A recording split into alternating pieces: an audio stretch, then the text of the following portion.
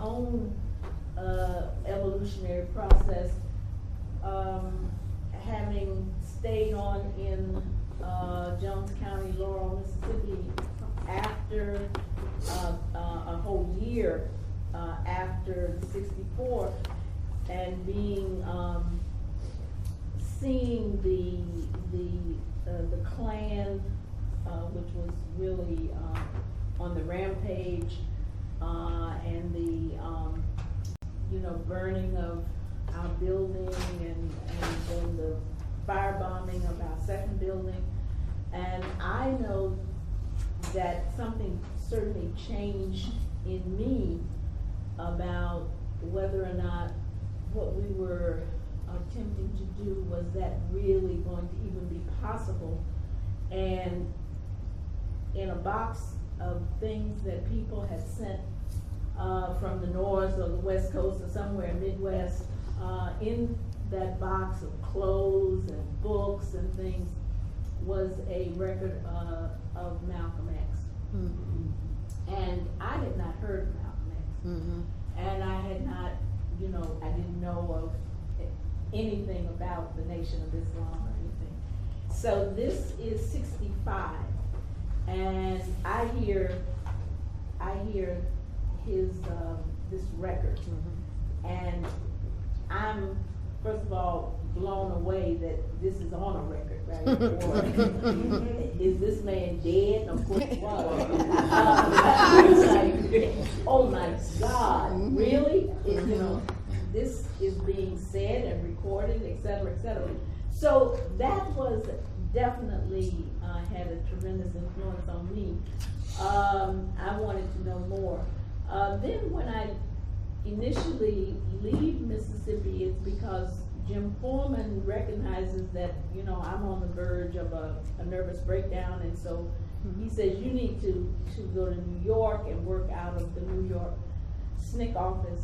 And while there, only for about 3 months, I pretty much immersed myself, in addition to doing my work for SNCC, which was organizing Friends of SNCC groups on high school and college campuses on the East Coast. I also started finding out about Black nationalism. That's when I met Leroy Jones. I started, when I had time, going up to Harlem and met people from RAM, etc. Mm-hmm. So by the time I go to Atlanta to work as Jim Foreman or whoever assigned you told me they needed me to go to Atlanta to work on the Julian Bond re-election campaign, because this is after Julian has been elected, and then his seat has been, they refused to let him be seated. So by the time I get back south, I've already had all this new kind of thought that's in my head, in addition to the history of 18 months in Laurel, Mississippi. And that certainly had a lot to do with how I began to see what it was we needed to be doing. And then being in Atlanta, seeing those issues that we're now confronted with still, just totally different from organizing in the rural South or even small towns, running into those problems of, tremendous depression and anomie and all of this.